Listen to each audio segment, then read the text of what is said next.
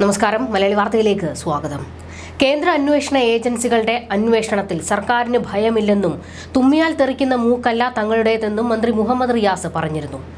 ഇതിന് മറുപടിയും കൊണ്ട് BJP രംഗത്ത് വന്നു. മാസപ്പടി വാങ്ങിയിട്ടുണ്ടെങ്കിൽ അതാരായാലും നിയമത്തിന് മുന്നിൽ വരേണ്ടി വരുമെന്ന് BJP അധ്യക്ഷൻ കെ സുരേന്ദ്രൻ മറുപടി കൊടുത്തത്. സുരേന്ദ്രനും റിയാസും രണ്ടും നല്ല ബെസ്റ്റ് ടീമാണ്. കുഴൽപ്പണ കേസിൽപ്പെട്ട സുരേന്ദ്രനാണ് മാസപ്പടി കേസിൽ റിയാസിനെ വെല്ലുവിളിക്കുന്നത്. നിങ്ങൾ തമ്മിലുള്ള അന്തർധാര കേരളത്തിലെ ജനങ്ങൾക്കറിയാം. സുരേന്ദ്രൻ പിണറായിക്കെതിരെ കടുപ്പിച്ചൊന്നും പറയില്ല. കാരണം പൂട്ടാനുള്ള വകുപ്പ് അവിടെയുണ്ട്. BJPക്കെതിരെ ഒരു പരിധിയിൽ കൂടുതൽ പിണറായിയും സംസാരിക്കില്ല. BJP CPM അന്തർധാരയാണ് നടക്കുന്നതെന്ന ആക്ഷേപം ശക്തമാണ്.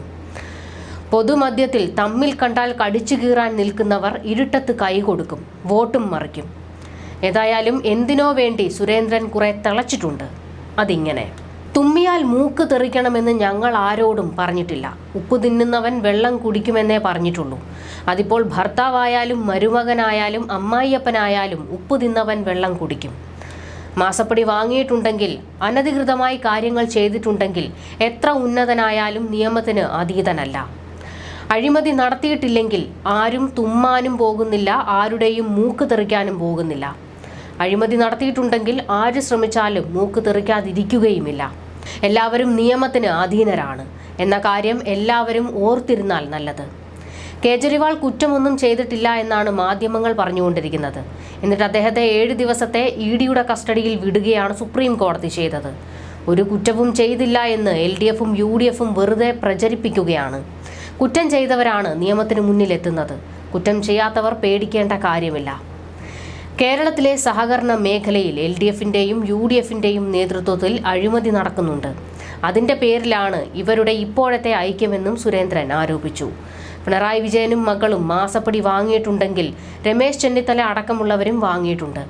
അഴിമതി നടത്തിയവരുടെ വേവലാതിയാണ് ഐക്യപ്പെടലിന് കാരണം. ഈ അഴിമതിക്കാർക്കെതിരെയാണ് NDAയുടെ പോരാട്ടം. കള്ളന്മാരെല്ലാം വിചാരിക്കുന്നത് വട്ടത്തിൽ കൂടി നിന്നാൽ രക്ഷപ്പെടാമെന്നാണ്. കള്ളന്മാരുടെ മനസ്ഥിതി അങ്ങനെയാണ്. ആരെവിടെയൊക്കെ പോയി ആരെ കണ്ടാലും എന്തൊക്കെ ചെയ്താലും അഴിമതിക്കാർ കുടുങ്ങുമെന്നും സുരേന്ദ്രൻ പറഞ്ഞു.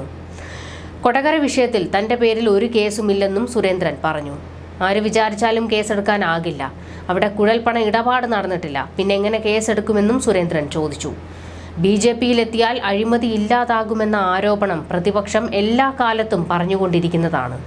കേജ്രിവാളിനെ അറസ്റ്റ് ചെയ്യണമെന്നാവശ്യപ്പെട്ടത് കോൺഗ്രസാണ്. ഡൽഹി PCC അധ്യക്ഷന്റെ കത്ത് പുറത്തു വരികയും ചെയ്തു. ഇപ്പോൾ അറസ്റ്റ് നടന്നപ്പോൾ അത് രാഷ്ട്രീയ പ്രേരിതമാണെന്ന് പറയുകയും ചെയ്യുന്നുവെന്ന് സുരേന്ദ്രൻ പറഞ്ഞു. എന്തായാലും സുരേന്ദ്രൻ നെടുനീളത്തിൽ വലിയ ഗീർവാണമൊക്കെ വിട്ടിട്ടുണ്ട്. എന്നിട്ട് എന്തുകൊണ്ട് ഇതുവരെ ഈ BJP സർക്കാർ അല്ലെങ്കിൽ മോദി സർക്കാർ പിണറായിക്കെതിരെ ഒരു നടപടി എടുത്തില്ല എന്നതാണ് ചോദിക്കാനുള്ളത്. പൂട്ടാൻ ആവശ്യത്തിലധികം കാരണങ്ങളുണ്ട്. എന്നിട്ടും പൂച്ചയെ തട്ടുന്നത് പോലെ തട്ടിക്കളിക്കുകയാണ്. ഇത് തെരഞ്ഞെടുപ്പ് അടുത്തത് കൊണ്ടുള്ള ഗിമ്മിക്കാണെന്ന് എല്ലാവർക്കും നന്നായിട്ട് അറിയാം. അല്ലാതെ പിണറായി വിജയനെയും മകളെയും ഒന്നും ആരും അറസ്റ്റ് ചെയ്യാനും പോകുന്നില്ല, ഒരു നടപടിയും ഉണ്ടാകാൻ പോകുന്നില്ല. ഇതൊക്കെ ഒത്തുകളിയാണെന്ന് ഇവിടുത്തെ മലയാളികൾക്കറിയാം. അതുകൊണ്ട് സുരേന്ദ്രൻ വെറുതെ പായിട്ടലയ്ക്കണ്ട.